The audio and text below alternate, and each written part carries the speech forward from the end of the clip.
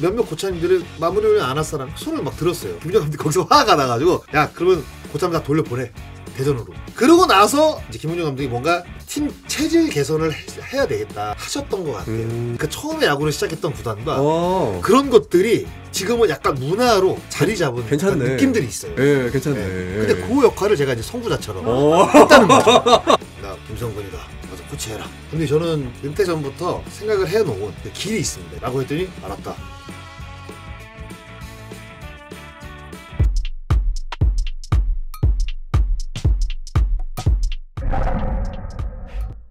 그 다음에 롯데로 가게 됐는데 롯데로 가게 된 또 이 상황이 이제 2012년도에 끝나고 예. 이제 김웅룡 감독님이 이제 하나이글스로 이제 부임을 하셨습니다.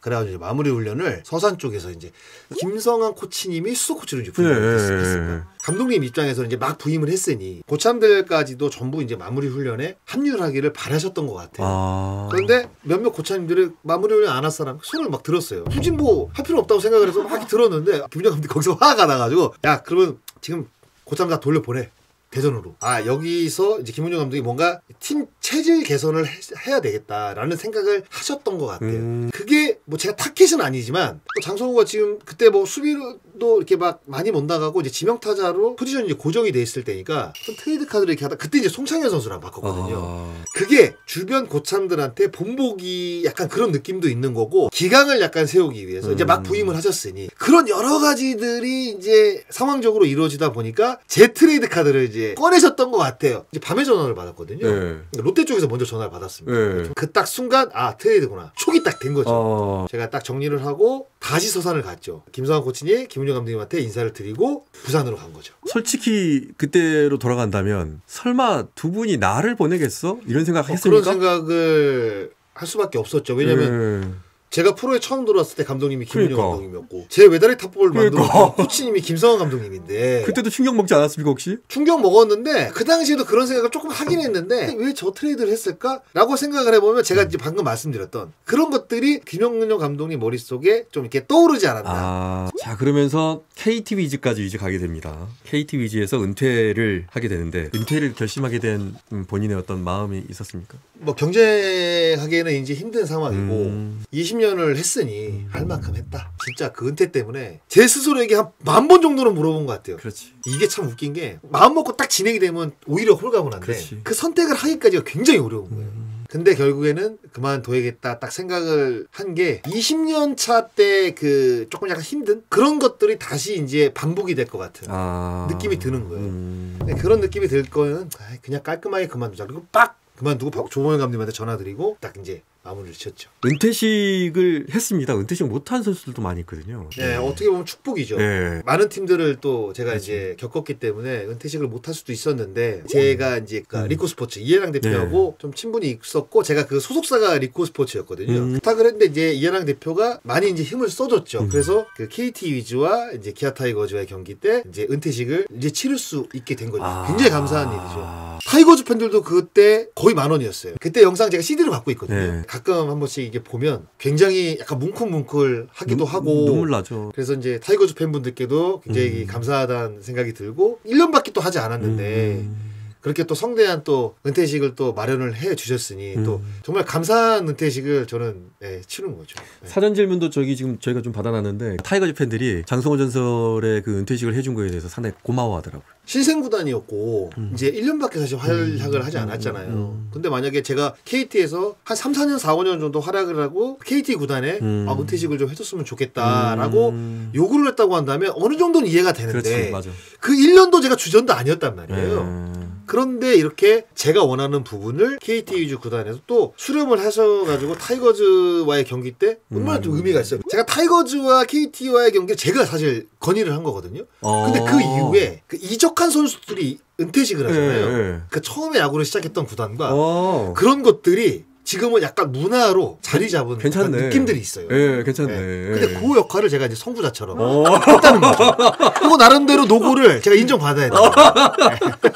은퇴하고 나서 다음에 나는 뭐 하지? 이런 고민을 많이 하게 되는데 코치 쪽이라든가 이쪽에 제안이 오기도 하잖아요. 제의를 받았습니다. 저는 감독님 전화를 직접 받았어요. 와서 코치하라고. KT? 아니요. 하나이글스. 그 당시에 이제 김성원 감독님이 하나에 부임을 하면서 예. 제 은퇴한 거를 이제 보셨죠? 그렇죠. 전화를 이제 모르는 모로 딱 왔는데 그 김성원 감독 특유의 그 말투 있죠. 예. 나 김성근이다. 와서 코치해라. 그래서 이제 제가 설명을 드렸죠. 정말 이게 전화 주셔서 감사한데 은퇴 전부터 생각을 해놓은 저만의 약간 그 길이 있습니다. 이거를 하고 제가 코치를 가든지 아니면 이 길을 계속 가든지 그렇게 하도록 하겠습니다. 라고 했더니 알았다. 네. 거기서 뭐 감독님 일하시네 뭐 이런 얘기도 안 하시고 제가 갖고 있는 어떤 그 앞으로의 어떤 그 행복 이런 것들을 짧고 강하게 딱 말씀을 드렸더니 원래 알았다. 그때 그게 이 해설위원 방송이었습니까? 가장 먼저 해설을 해보고 싶었어요. 제가 아까 당구 중계 얘기했잖아요. 그때부터 사실 그 야구를 그만두면 나가서 야구 해설을 한번 해봐야 되겠다. 은퇴 시기가 다가오면 그런 것도 이제 명확해지잖아요. 그렇지, 뭘 해야 될지 이제 맞아. 갈팡질팡하는 것도 있지만 이제 이 길로 가야겠다. 선택해야 되지. 이제 진작 선택을 한 거죠. 해설위원으로 가야겠다. 그 기회에 단초를 준 게 정우영 캐스터. 그렇죠. 네. 영상 편지 한번 하십시오. 네? 요즘에 어깨 힘이 많이 들어가고. 네. 진짜 고맙죠. 우영이 형 고맙습니다. 근데 어깨 힘 좀 빼셔야 될 것 같아요. 네.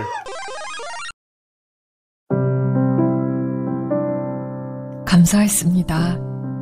가장 아픈 이별의 순간에 가장 든든하게 우리 가족을 지켜줘 정말 감사했습니다. 세상 가장 든든한 가족처럼 늘 보이지 않는 곳에서도 광주 남문장례식장. 지도자로 갈 생각 있으십니까? 생각은 갖고 있지만 그때 고민을 해야 될 것 같아요. 그러니까 들어오지도 않은 거에 대해서 제가 먼저 고민할 필요는 없을 것 같고 근데 생각은 늘 열려 있습니다. 만약에 홍세환 코치가 어느 위치에 가 있어요. 근데 전화가 왔어. 똑같이. 조건 따지실 겁니까? 그럼요. 사실 조건이라는 거는 프로에서 첫 번째입니다. 저는 첫 번째라고 생각을 해요. 아마추어는 사실 상관이 없죠. 정에 끌려갈 수 있겠지만 제가 막연하게 홍세환 코치가 감독으로 딱 내정이 됐는데 성우야 우리 한번 같이 한번 해보자. 근데 그래 오케이 야 해보자 했는데 조건이 이상해. 그런 거를 미연에 방지하고자 어떤 뜻은 알겠는데 조건이라는 걸 일단 들어봐야지 이 조건이라는 게 충족이 됐을 때 홍세환 코치하고 같이 하고 싶은 마음이 더 커지는 거잖아요. 그렇죠. 굉장히 현실적인 얘기죠. 타이거즈에서 코치직 제안이 온 적이 있습니까? 온 적이 그러니까 이걸 왔다고 해야 되나? 그러니까 왔다고 해야 될 것 같아요. 제의를 받았을 때 나쁘지 않은 사실 보직이었어요. 그런데 그 당시에 있었던 감독님이 그 보직을 거부하셨어요. 장성호 전설이 들어오는 그 위치에 그러니까 장성호인지를 모르고 새로운 보직이었는데 그 보직은 뭐 지금은 약간 시기상조인 것 같습니다 라면서 근데 어떻게 보면 이거는 감독님의 의중을 물어보고 이런 보직을 만들려고 하는데 감독님은 이 보직에 대해서 어떻게 생각하시면 좋습니다 그 다음에 라고 했을 때 사실 컨택이 들어와야 돼요. 맞아요. 그래요. 일단은 타이거즈에서 제안이 오면은 일단 조건 알아봐야 되겠지만 흔쾌히 지금 갈 마음이 있으시네. 생각은 뭐 늘 하고 있죠. 제가 또 야구를 또 시작했던 팀이고. 네. 근데 이제 많은 분들이 예. 이제 그렇게 말씀을 하시죠. 이제 방송을 한 10년째 하다 보니까 뭐 타이거즈에 대해서 좋은 이야기도 많이 하고 나쁜 이야기도 많이 하고 현실적으로 굉장히 직설적으로 이야기하는 부분도 있는데 해설자는 사실 항상 50%여야 된다고 생각을 해요. 근데 이제 타이거즈 팬분들은 그래도 10몇 년 동안 타이거즈에서 입단을 했고 한데 좀 좋게 얘기해주면 안 되냐. 타이거즈에 대한 애정이 당연히 있죠. 있으니까 오히려 더 눌러서 얘기하는 거죠. 네. 그 단면적인 어떤 그 제가 하는 입에서 나오는 이야기를 봤을 때는 얘는 타이거즈에서 10몇 년 동안 활약했던 선수가 맞아? 왜 이렇게 박하게 얘기해? 애정이 있는 거야? 이렇게 바라보시는 분들도 있죠. 그런데 제가 야구를 처음 시작을 했던 팀입니다. 애정이 없다는 것 자체가 이상한 거 아니에요? 지금은 이제 OX판으로 OX 게임을 할 텐데 네. 맞으면 O 틀리면 X. 그래요? 애매하면 이렇게 가운데로 세고 예, 알겠습니다. 네, 해주시면 되겠습니다. 네. 자, 첫 번째 질문입니다. 나는 다시 돌아가고 싶은 시절이 있다. 하나, 둘, 셋. 뭐 어떻게 생각할지 모르겠지만 좀 힘들었어요. 뭐 다 운동선수들이 그렇지만 다시 돌아오고 싶지 않아요. 은퇴를 하고 선수들 연습하는 거 보잖아요. 지금도 무서워요 사실. 네. 그러면 다음엔 당구로 어떻게 승부를 만약에 진짜 그래도 없으세요? 그러면 제아 타이거즈를 나갔을 때 구단이 제시한 거 다 수용하고 오히려 묵묵하게 그래 한번 보자. 도끼 품고 오히려 더 훈련했을 것 같아요. 자, 두 번째 질문입니다. 당시의 나에게는 라이벌이 있었다. 하나, 둘, 셋. 라이벌은 없었던 것 같아요. 제가 좋아하는 선수는 있었어요. 누구였습니까? SS 단장을 하고 예. 있는 김지현 선수의 스윙을 굉장히 좋아했습니다. 정말 나를 스트레스 받게 하는 투수 있었습니까? 많죠. 뭐 예. 이해천부터 필두로. 이해천. 예. 오. 진짜 예. 우리가 하지만 죽이고 싶죠, 진짜. 꿈에서도 안 만나야 되는데 이건 뭐 경기에서만 만나니까 이거 어떻게 할 수도 없고. 그래서 가장 사실 기분 좋았던 홈런이 예. 잠실에서 이해천 선수 상대로 어허. 석점짜리 홈런을 친 이야. 적이 있습니다. 그 홈런을 잊지를 못하겠어요. 마지막 세 번째 질문. 나는 다시 태어나도 야구를 할 것이다. 하나, 둘, 셋. 안 한다. 예. 굳이 했던 거를 뭐 다시 태어나는데 글쎄요, 어떤 직업을 해보고 싶다라고 생각한 건 없어요. 그런데 야구는 아닌 것 같아요. 지금까지 긴 시간 동안 녹화를 하셨는데 함께 해보시니까 어떠셨는지. 예. 저의 어떤 그 걸어왔던 길, 일대기, 그러니까 이런 것들을 이야기할 수 있는 것 자체가 저는 선택받은 사람이라고 생각을 하거든요. 녹화 시간이 좀 길었지만 굉장히 제 얘기를 할 수 있어서 너무 뜻깊은 시간이었고, 그리고 이제 타이거즈 팬분들한테는 언젠가 한 번쯤은 진짜 제가 마음속 속 깊은 이야기를 해야 될 시기가 올 거다라고 이제 생각을 늘 하고 있었거든요. 그런데 또 오늘 또 질문들이 너무 좋아가지고 제가 생각했던 것들을 이렇게 타이거즈 팬분들께 전달할 수 있어서 굉장히 기분이 좋았고, 뭐 100%다 말씀을 들었다고 하기에는 조금 어폐가 있고요. 한 번 더 제가 섭외 요청이 오면 거기서 한 번 더 진짜 남아있었던 얘기를 좋습니다. 할 수 있는 기회가 있었으면 좋겠습니다. 근데 재밌었습니다. 너무. 시간만 내주십시오. 예, 알겠습니다. 네. 장성호 전설은 타이거즈 팬들에게 어떻게 기억에 남고 싶으십니까? 제가 뭐 이제 커뮤니티에서 이제 저에 대한 평가가 어떻게 이루어지는지 제가 봤다고 했잖아요. 네. 어려운 시기에 타이거즈를 이끌어간 소년가자. 진짜 저는 딱 그렇게 기억을 해줬으면 좋겠습니다. 어찌됐든 팀 전체를 끌어갔으니까요. 네, 사람이 그 좋은 기억만 하고 살아야지. 그 한평생 한 번 사는데 그래, 굳이 맞아. 뭐 나쁜 기억까지 뭐 안고 갈 필요는 없잖아요. 네. 근데 희한하게 나쁜 기억만 기억에 나. 그렇죠. 오래 남죠. 오래 남아. 네, 그런 건 좀 지워주시고 그냥 그 타이거즈가 어려웠던 시기에 제가 이제 팬분들의 어떤 그 갈증을 해소할 수 있는 안타라든가 라이너성 타구 이런 것들만 좀 많이 기억을 해주셨으면 좋겠다라고 말씀을 드리고 싶습니다. 현역 때 타석에 나오면 무조건 한 방을 해줄 수 있을 거라고 다들 믿었거든요. 앞으로의 장성호 전설의 개인적인 계획이나 목표가 있습니까? 계획을 사실 세우고 싶은데 너무 이제 급변하는 세상이고 그리고 제 마음도 너무 급변하는 것 같아요. 그래서 특별한 사실 계획을 잡기가 좀 어려운데, 그러면서 드는 생각은 그냥 있는 현실에 이제 최선을 다하는 수밖에 없는 것 같아요. 제가 지금 하고 있는 해설 열심히 하고 좋은 해설 또 들려드릴 수 있도록